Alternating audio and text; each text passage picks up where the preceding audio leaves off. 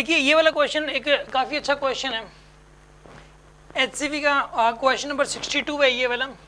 उसका मैं अभी इसमें पार्ट ए करवा रहा हूँ, अभी इस वीडियो के अंदर पार्ट ए होगा इसका, ठीक है। इसके नेक्स्ट वीडियो के अंदर पार्ट बी होगा।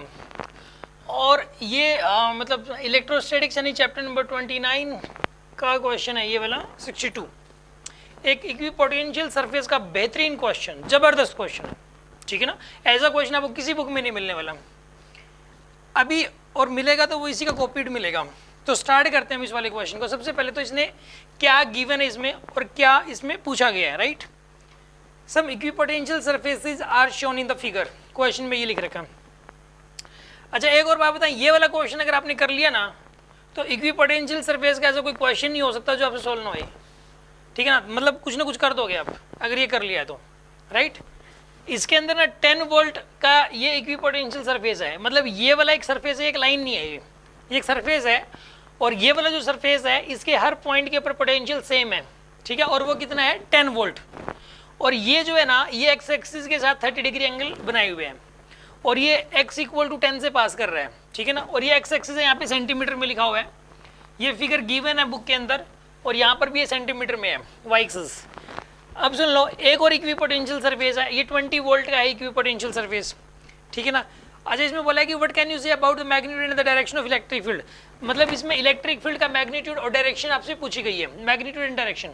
तो इसके अंदर सुन लो आप, ये वाला जो सरफेस है इसके हर पॉइंट पे पोटेंशियल कितना दे रखा है 20 वोल्ट, और इसके हर पॉइंट पे पोटेंशियल दे रखा है 30 वोल्ट, इसके हर पॉइंट पे 40 वोल्ट, आगे 50 60 ऐसा ही होगा फिर। और ये 30 डिग्री एंगल है, मतलब हर सरफेस ऐसे है। इसमें ये पूछा कि इलेक्ट्रिक फील्ड की वैल्यू कितनी होगी और वो किस डायरेक्शन में होगी, क्वेश्चन ये है, ठीक है ना। Find E and direction, question ये है कि फाइंड ई एंड डायरेक्शन, ये आपको बताना है, ठीक है। इसके अंदर एक बात बताएं आपको कि इलेक्ट्रिक, मैंने एक बात बताई हुई है कि इलेक्ट्रिक फील्ड इक्विपोटेंशियल सरफेस के हमेशा परपेंडिकुलर रहता है, बहुत इंपॉर्टेंट बात है ये वाली बात, बिल्कुल आप मतलब गांठ बांध लो आप कि जो इलेक्ट्रिक फील्ड है वो इक्विपोटेंशियल सरफेस के परपेंडिकुलर रहता है, ठीक है।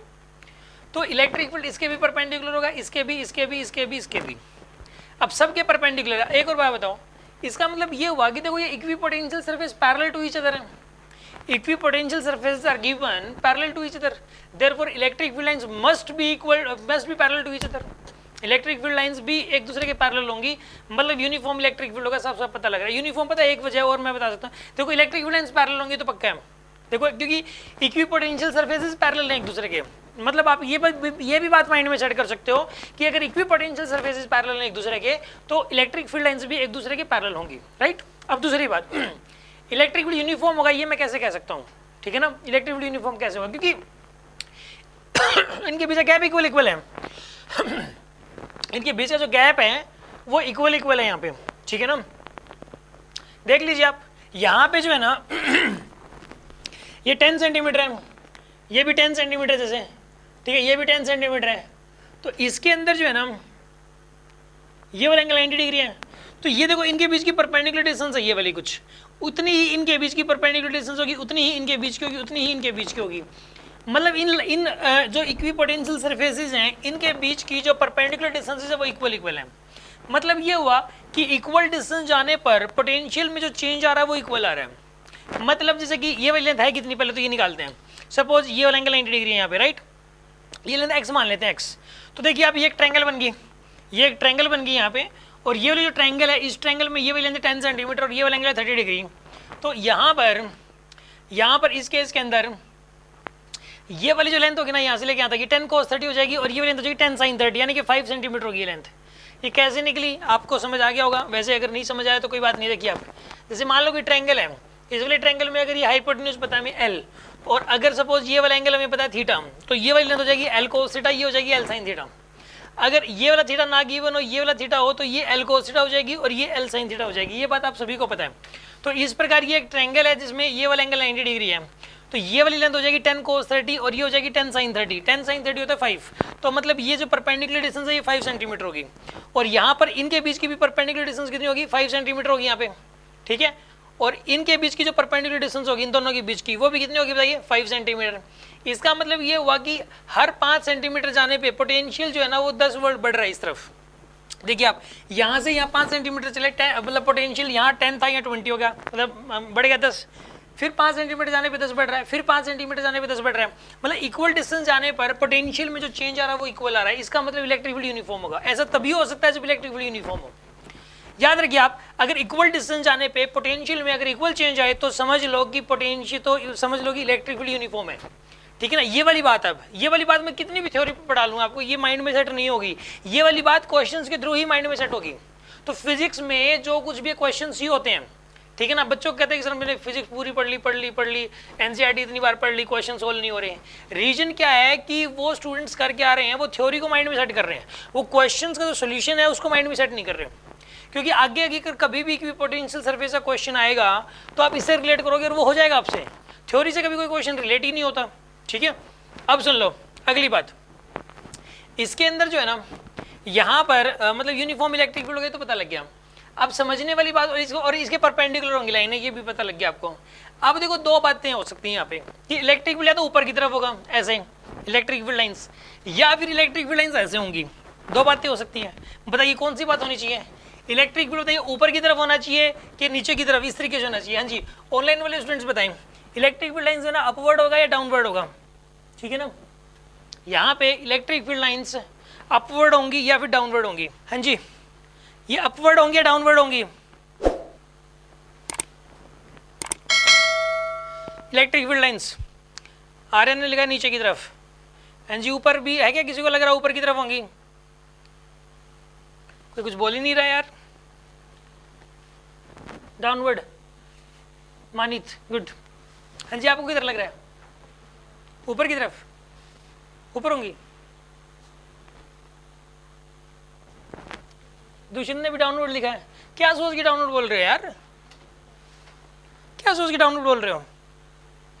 ओके, मैं समझा रहा हूं इसमें, ठीक है ना। इसका जो आंसर है, इसका जो आंसर है वो आएगा अपवर्ड। इसका रीजन सुन लो, अपवर्ड आंसर आएगा। क्यों आएगा देख लो। क्या कि यार देखो इलेक्ट्रिक फील्ड लाइन मान लो इधर है ऐसे, तो इलेक्ट्रिक फील्ड लाइन के अलोंग जाने पे पोटेंशियल घटता है, उसके अपोजिट जाने पे बढ़ता है। ये बात बताई थी मैंने। ये ए पॉइंट है मान लो, ये बी पॉइंट है। ए पॉइंट का पोटेंशियल ज़्यादा होगा, बी पॉइंट का कम होगा। बी से लेके ए की तरफ जाओगे पोटेंशियल बढ़ेगा, और ए से लेके बी की तरफ जाओगे पोटेंशियल घटेगा। मतलब ए का ज़्यादा है, बी का कम है। इलेक्ट्रिक फील्ड के अपोजिट जाने पे पोटेंशियल बढ़ेगा। तो यहाँ पे एक बात बताऊँ मैं आपको, पोटेंशियल देखो इस तरफ बढ़ रहा है, अगर इस तरफ जाने पे बढ़ रहा है मतलब इलेक्ट्रिक फील्ड लाइंस की डायरेक्शन इस तरफ होगी यार पक्का, ताकि तभी तो उसके अपोजिट चलते हुए माने जाओगे आप। और इलेक्ट्रिक फील्ड के अलोंग जाने पे पोटेंशियल घटता है, मतलब लाइनें इस तरफ देखो, इस तरफ जाने पे घट रहा है, यहाँ पे इस तरफ जाने पे घट रहा है। मतलब यहाँ पे जो लाइंस होंगी देखो ये ऐसे होंगे, तो हर बच्चे को पता है ये ऐसी लाइन होगी, एक लाइन ऐसे भी होगी इसमें, ठीक है, एक लाइन ऐसे भी होगी इसमें। ये पैरेलल एक दूसरे के, जो पैरेलल नहीं बन रही मेरे से, बट ये पैरेलल है, ठीक है ना। ऐसे भी होगी लाइनें। अब मेन बात इनकी डायरेक्शंस की है, तो डायरेक्शन से लाइन की ऊपर की तरफ होंगी पक्का, क्योंकि इलेक्ट्रिक अगर इस तरफ जाओगे आप तो पोटेंशियल क्या होगा इसके अंदर, घटेगा पोटेंशियल इस तरफ जाने पे, इस तरफ जाने पे पोटेंशियल घटता है। अच्छा अब सुन लो अगली बात, इसके अंदर जो है ना यहाँ पर हमें, अब हमें इलेक्ट्रिक फील्ड की डायरेक्शन तो पता लग गई। डायरेक्शन पता क्या होगी, एक्स एक्सिस के साथ 120 डिग्री एंगल। तो एक्स एक्सिस तो इस तरफ है, इस तरफ एक्स एक्सिस, और लाइनें इस तरफ है। ये वाला एंगल है 90 डिग्री, ये वाला एंगल है 30 डिग्री। तो एक्स एक्सिस का तो कितना एंगल बन रहा है, ये वाला 120 डिग्री का। एक्स एक्सिस एंगल 120 डिग्री का बन रहा है, 120 का बन रहा है ना, 120 का बन रहा है। तो डायरेक्शन तो होगी एक्स एक्सिस के साथ एंटी क्लॉकवाइज 120 डिग्री एंगल पे, डायरेक्शन तो पता लग गई। अब मैं इलेक्ट्रिक फील्ड की वैल्यू बतानी है। मैंने आपको एक बात बताई हुई है कि जो पोटेंशियल डिफरेंस होता है वो E इंटू एल के बराबर होता है। अगर यूनिफॉर्म इलेक्ट्रिक फील्ड हो तो पोटेंशियल डिफरेंस होता है E इंटू एल के बराबर। तो यहाँ पर जो पोटेंशियल डिफरेंस है वो हमें निकालना है। नहीं पता है पोटेंशियल डिफरेंस, देखो ये वाला जो पॉइंट है और ये वाला पॉइंट, इनके बीच का पोटेंशियल डिफरेंस कितना है, 10 वोल्ट। यहाँ का 10 है, यहाँ का 20 है, तो पोटेंशियल डिफरेंस 10 हो गया ना इन दोनों के बीच का।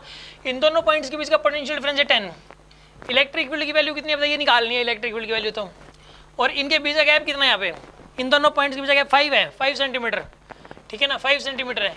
तो जो E की वैल्यू आएगी वो आ जाएगी आपके पास 2 न्यूटन पर कूलम्ब।